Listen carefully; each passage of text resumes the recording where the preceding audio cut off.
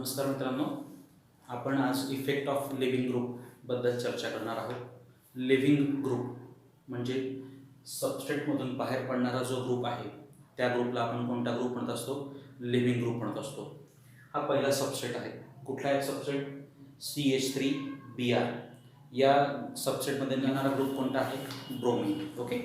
आणि हा जो दुसरा सबस्ट्रेट आहे टर्शरी ब्युटिल ब्रोमाइड, इथे पण बाहेर पडणारा ग्रुप कुठला आहे तर ब्रोमीन. आता ह्या लिव्हिंग ग्रुपच्या SN1 आणि SN2 पद्धतीच्या मेकॅनिझमवर काय परिणाम होतो ते बघूयात. सुरुवातीला आपण बघतोय SN2 मेकॅनिझम. बघा, SN2 मेकॅनिझममध्ये काय होतं, जो आपला न्यूक्लिओफाईल आहे तो कुठल्या बाजूने अटॅक करतो मित्रांनो? बॅक साईडने अटॅक करतो. फ्रंट साईडने अटॅक का करू शकत नाही? कारण की कुठला ग्रुप आहे आपला? हा बल्की ब्रोमीन ग्रुप आहे, तो त्याला फ्रंट साईडने अटॅक करायला चान्स देत नाही, म्हणून तो कुठल्या बाजूने अटॅक करतोय तर बॅक साईडने अटॅक करतोय. ओके. बघा, या OH मायनसने कशावर अटॅक केलेला आहे? कार्बनवर. म्हणजे OH आणि कार्बनमध्ये काय होणार? Partial bond formation. OH आणि कार्बनमध्ये काय झाले? पार्शियल बॉन्ड फॉर्मेशन झाले. त्याच वेळेस कार्बन आणि लिव्हिंग ग्रुप, कोणता ग्रुप? लिव्हिंग ग्रुप, यांच्यातला बॉन्ड काय होतोय? पार्शियली ब्रेक होतोय. आणि ही जी स्टेट आहे या स्टेटला आपण कोणती स्टेट म्हणत असतो? ट्रान्झिशन स्टेट म्हणत असतो. हे सर्व कुठे होतं मित्रांनो? Slow rate determining step. कोणत्या मेकॅनिझममध्ये? SN2. म्हणजे लिव्हिंग ग्रुप इन्व्हॉल्व्ह आहे. कशामध्ये इन्व्हॉल्व्ह आहे? Slow rate determining step. कशातल्या? SN2 मेकॅनिझममध्ये. ठीक आहे. आता SN1 मेकॅनिझम बघू. हे SN1 पद्धतीने मेकॅनिझम होणार. किती स्टेपची रिॲक्शन आहे ती? 2 स्टेपची रिॲक्शन आहे. पहिल्या स्टेपमध्ये काय होत असतं? सबस्ट्रेटचं विघटन, सबस्ट्रेटचं आयोनायझेशन. विघटन कशा पद्धतीने होणार? कार्बन आणि हा जो लिव्हिंग ग्रुप आहे याच्यातला बॉन्ड काय होणार आहे? ब्रेक होणार आहे. ब्रेक होऊन आपल्याला काय मिळणार आहे? कार्बोकॅटायन मिळणार. आणि हा काय मिळणार आपल्याला? हा अनायन मिळणार. परत आपण जर व्यवस्थित लक्ष दिलं तर हा जो लिव्हिंग ग्रुप आहे हा लिव्हिंग ग्रुप स्लो रेट डिटरमायनिंग स्टेपमध्ये इन्व्हॉल्व्ह आहे. कशाच्या? SN1 रिॲक्शनच्या पण सुद्धा. म्हणजे आपण जो लिव्हिंग ग्रुप आहे तो SN2 रिॲक्शनच्या रेट डिटरमायनिंग स्टेपमध्ये पण दिसतोय आपल्याला आणि SN1 रिॲक्शनच्या रेट डिटरमायनिंग स्टेपमध्ये सुद्धा दिसतोय.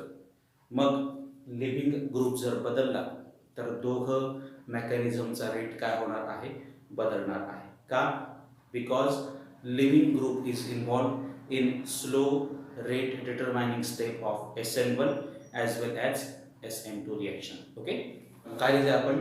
Living group is involve in slow rate determining step. कोणाच्या? Both SN1 and SN2 mechanism. बघा मित्रांनो, आपण जर लिव्हिंग ग्रुप बदलला, so by changing the leaving group will alter the rate of both SN1 and SN2 reaction. Leaving group बदलला तर SN1 आणि SN2 रिॲक्शनचा rate हा काय होणार आहे? बदलणार. मित्रांनो, आपण जर व्यवस्थित लक्ष दिलं तर SN2 रिॲक्शनमध्ये काय होतंय? OH आणि कार्बनमधला बॉन्ड हा तयार होतो आणि कार्बन आणि लिव्हिंग ग्रुपमधला बॉन्ड काय होतोय? ब्रेक होतोय. ही क्रिया कशी होते? सायमल्टेनियसली होते. पण मित्रांनो, SN1 रिॲक्शनमध्ये काय होतं? कार्बन आणि लिव्हिंग ग्रुपमधला बॉन्ड ब्रेक होतो. ब्रेक झाल्यानंतरच काय तयार होतो? कार्बोकॅटायन. मग हा बॉन्ड जेवढा लवकर ब्रेक होईल तेवढा लवकर त्यांना काय मिळणार आहे? कार्बोकॅटायन मिळणार. आणि जेवढा लवकर कार्बोकॅटायन मिळेल तेवढे रिएक्शनचा रेट कसा होणार आहे? फास्ट होणार आहे. म्हणून लिव्हिंग ग्रुपचा जो इफेक्ट आहे तो जास्त कोणत्या मेकॅनिझममध्ये दिसतो आपल्याला? SN1 मेकॅनिझममध्ये. ओके. आपण काय दिलंय? Bond breaking and bond making is simultaneously taking place in SN2 reaction. पण SN1 रिॲक्शनमध्ये breaking of bond between carbon and leaving group is very important. काय इम्पॉर्टंट आहे? जेवढा लवकर या कार्बन आणि लिव्हिंग ग्रुपमधला बॉन्ड ब्रेक होईल तेवढा लवकर काय तयार होणार आहे? कार्बोकॅटायन तयार होणार. आणि जेवढा लवकर कार्बोकॅटायन तयार होईल मित्रांनो तेवढाच रिॲक्शनचा रेट काय होणार आहे? वाढणार आहे. सो कन्क्ल्युजन काय आहे? लिव्हिंग ग्रुपचा इफेक्ट जास्त कोणत्या मेकॅनिझममध्ये दिसून येतो मित्रांनो आपल्याला? SN1 मेकॅनिझममध्ये. ओके. बरं, पुढचं आपण बघतोय आता लिव्हिंग ग्रुप चांगला होण्यासाठी कोणकोणते क्रायटेरिया आहेत. So what are the criterias for being a good leaving group? मित्रांनो, आपण काय म्हटलं? लिव्हिंग ग्रुप जेवढा चांगला असेल तेवढा तो लवकर बाहेर पडेल आणि तेवढा लवकर रिॲक्शनचा रेट हा वाढणार आहे. So good leaving group will increase the rate of reaction. So what is the criteria for good leaving group? कोणकोणते क्रायटेरिया आहेत ते बघूयात. त्यात पहिला क्रायटेरिया आहे काय? पहिला क्रायटेरिया मित्रांनो? Size of living group should be large. आता साईज मोठ्या असल्याने काय काय परिणाम होणार ते बघूयात. त्याच्यासाठी आपण एक्झाम्पल घेऊयात. हे सगळे अल्किल हॅलाइड्स आहेत. काय काय दिसतं आपल्याला? Alkyl iodide, alkyl bromide, alkyl chloride आणि अल्किल फ्लोराईड. या सर्वांवर आपण काय करतो आहे, कशाची रिएक्शन करतोय? न्यूक्लियोफिलिक सबस्टिट्यूशन रिएक्शन करतोय. ओके, प्रोडक्ट काय मिळतील आपल्याला? हे सगळे हॅलोजन्स रिप्लेस होतील आणि त्या ठिकाणी काय मिळणार? RNU. म्हणजे प्रोडक्ट काय मिळणार? RNU. बाहेर काय पडणार इथं? I minus. इथे काय बाहेर पडणार? Br minus. इथे काय बाहेर पडतंय मग? I minus, Br minus, Cl minus आणि F मायनस. आता सगळीकडे अल्किल ग्रुप सारखा आहे, त्याच्यानंतर न्यूक्लियोफाइल पण सारखा आहे. मग कोणती रिएक्शन फास्ट होणार हे कशावर डिपेंड राहणार? मग या हे जे हॅलोजन्स आहेत त्याच्यावर डिपेंड राहणार. कोणकोणते हॅलोजन्स असतात आपल्याला? आयोडाईड, ब्रोमाइड, फ्लोराईड आणि क्लोराईड आणि फ्लोराईड. मग आता आपण काय म्हटलंय? Size of living group should be large. जर आपण बघितलं तर या सर्वांमध्ये साईज कोणाची जास्त आहे? आयोडीनची जास्त आहे. त्याचा ॲटॉमिक नंबर किती मित्रांनो? 53. त्याच्याकडे किती इलेक्ट्रॉन्स असतील? 53 इलेक्ट्रॉन्स. जेवढे जास्त इलेक्ट्रॉन तेवढे नंबर ऑफ शेल्स जास्त, जेवढे नंबर ऑफ शेल्स जास्त तेवढं त्याचं ॲटॉमिक साईज कशी असणार आहे? जास्त. आता बघू आता काय परिणाम होतो. सपोज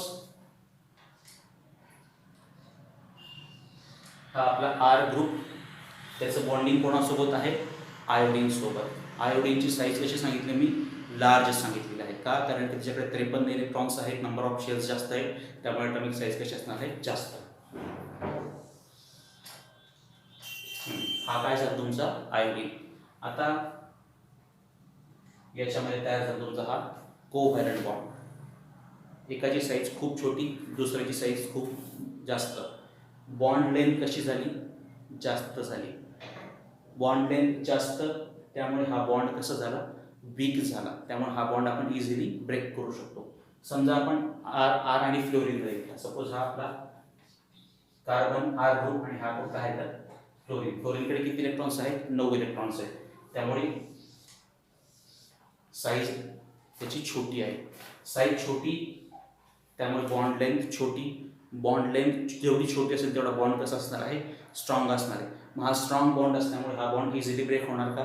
तर होणार नाही. इथे काय होतं आहे? साईजमध्ये डिफरन्स आहे. बॉन्ड लेंथ जास्त आहे. बॉन्ड लेंथ जेवढी जास्त तेवढा बॉन्ड वीक. त्यामुळे हा बॉन्ड इझिली आपण ब्रेक करू शकतो. त्यामुळे हा I ग्रुप I मायनस म्हणून बाहेर पडणार.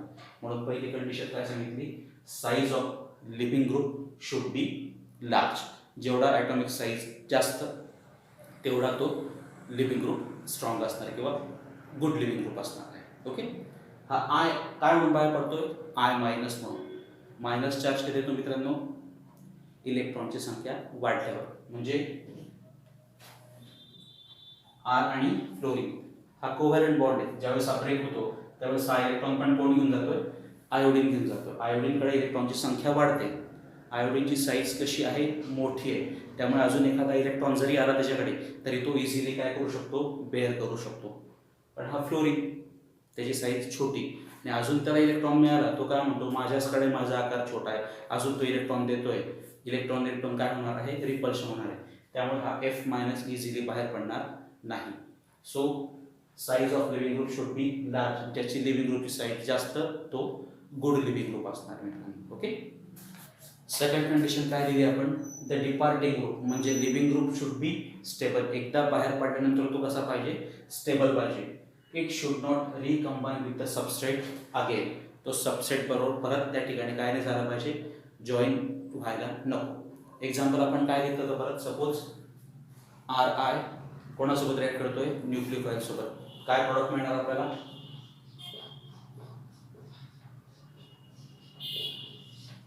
RNU आणि I मायनस. I मायनस हा कसा आहे? स्टेबल आहे. ही पहिली रिॲक्शन झाली. दुसरी रिॲक्शन आपण घेऊया. बघा दुसरी रिॲक्शन काय घेतली? सबस्ट्रेट काय घेतलाय? Alkyl fluoride. तो कोणासोबत रिॲक्ट करतोय? न्यूक्लियोफाइल सोबत. प्रोडक्ट काय मिळणार? RNU. बाहेर काय पडतोय? F minus. F मायनस कसा आहे? लेस स्टेबल आहे. लेस स्टेबल का आहे तो आत्ताच आपण बघितलं, त्याची साईज कशी लहान आहे. परत अजून त्याला इलेक्ट्रॉन ॲड केला तर त्यांच्यामध्ये काय होणार आहे, रिपल्शन होणार. मग हा F मायनस कसा आहे, लेस स्टेबल आहे, त्यामुळे तो परत सबस्ट्रेटशी काय होण्याचा प्रयत्न करणार आहे, कंबाईन होण्याचा प्रयत्न करणार आहे. म्हणून या रिएक्शनचा रेट कसा असणार आहे, स्लो असणार आहे. आणि याच्यामध्ये आय मायनस कडून बाहेर पडतोय, म्हणजे 53 इलेक्ट्रॉन आहे, अजून एखादा इलेक्ट्रॉन ॲड झाला तरी त्याला काही फरक पडत नाही. त्यामुळे आय मायनस कसा आहे, स्टेबल आहे.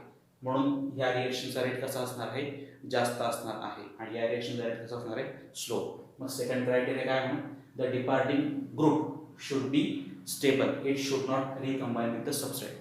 पहिली कंडिशन काय सांगितली आपण, size of living group should be large. दुसरी कंडिशन काय सांगितली, departing group should be stable, it should not recombine with the substrate again. Okay, ब्लॅकबोर्डवर रिएक्शन दिसते, फळ्यावर आपल्याला रिएक्शन दिसते, कुठली आहे, अल्कोहोल कोणासोबत रिएक्ट करतोय, Br मायनस सोबत, सबस्ट्रेट, न्यूक्लियोफाइल, प्रोडक्ट आणि लिव्हिंग ग्रुप. ही रिएक्शन कशी मित्रांनो, व्हेरी डिफिकल्ट. का डिफिकल्ट आहे तर मायनस कसा आहे, बॅड लिव्हिंग ग्रुप आहे. मग या बॅड लिव्हिंग ग्रुपला आपल्याला कशात कन्वर्ट करायचं आहे, गुड लिव्हिंग ग्रुपमध्ये आपल्याला रिएक्शनचं परफॉर्म करायची आहे. जर आपण अशा पद्धतीने रिएक्शन केली तर रिएक्शन कशी आहे, खूप डिफिकल्ट. का डिफिकल्ट आहे तर OH मायनस कसा आहे, बॅड लिव्हिंग ग्रुप. या बॅड लिव्हिंग ग्रुपला आपल्याला कशात कन्वर्ट करायचं आहे, गुड लिव्हिंग ग्रुपमध्ये कन्वर्ट करायचं. तर आपण काय करणार यामध्ये, फक्त ऍसिड टाक, बघा काय होतं. काय टाकलं म्हणजे त्याच्यामध्ये H+ म्हणजे काय,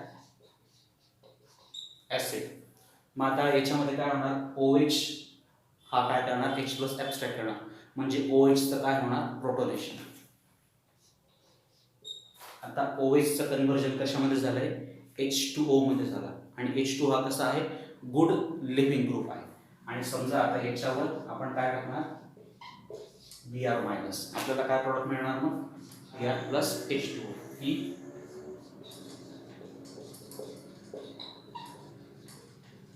ही कशी आहे, फास्ट प्रोसेस आहे. या रिएक्शनचा रेट कसा आहे, जास्त आहे. दोघांमध्ये सबस्ट्रेट कसा आहे, सारखा आहे. न्यूक्लियोफाइल पण कसा आहे, सारखा आहे. फक्त आपण काय चेंज केलंय, त्यामध्ये ऍसिड टाकलं. H+ टाकता क्षणी काय झालंय, OH चं काय झालंय, प्रोटोनेशन. OH चं कन्व्हर्जन कशामध्ये झालंय, H2O मध्ये. म्हणजे हा बॅड लिव्हिंग ग्रुप आहे आणि H2O कसा आहे, गुड लिव्हिंग ग्रुप आहे. हा लिव्हिंग ग्रुप इझिली डिपार्ट होतो आणि आपल्याला काय मिळतोय, तर प्रोडक्ट मिळतो. मग हे जे OH मायनस असतील, OH मायनस झाला, NH2 मायनस झाला, हे सगळे कसे आहेत, बॅड लिव्हिंग ग्रुप आहे. ओके, का तर they are the strong base of weak acid. Okay, त्यांना काढण्यासाठी आपल्याला काय करावं लागतं, प्रोटोनेशन करावं लागतं. याचं अजून आपण एक्झाम्पल घेऊया. अजून पहिली रिएक्शन दिसते, टर्शरी ब्युटिल अल्कोहोल. कोणासोबत रिएक्ट करतो आपण, NaCl मध्ये.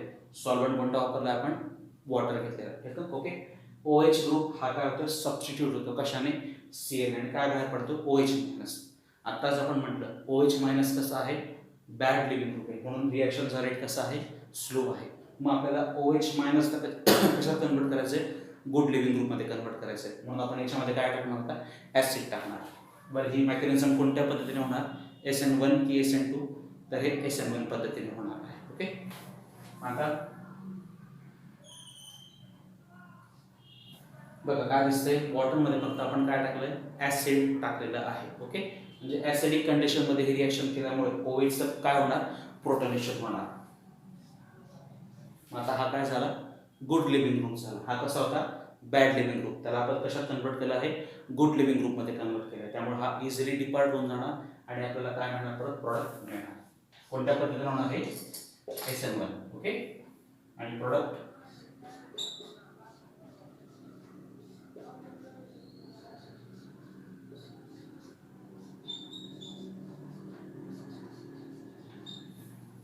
तोच प्रोडक्ट मिळाला. फक्त रिएक्शनचा रेट कसं झालाय, फास्ट झाला. काय केलं, फक्त आपण OH मायनसचं कन्वर्जन कशामध्ये केलंय, H2 मध्ये. So bad leaving group is converted into good leaving group. Okay, so summary काय म्हणता येईल, living group it is very important for both the mechanism SN1 as well as SN2, but living group effect is markedly seen in SN1 mechanism. Okay, good living group will increase the rate of both mechanism. There are few criteria which decides that which is good living group. So for becoming a good living group, its size should be larger. Larger the size, weaker will be the bond length, and it can be easily departed. After that, after departing, that group should be stable. It should not recombine with the substrate again. So these two are the very important conditions for becoming a good living.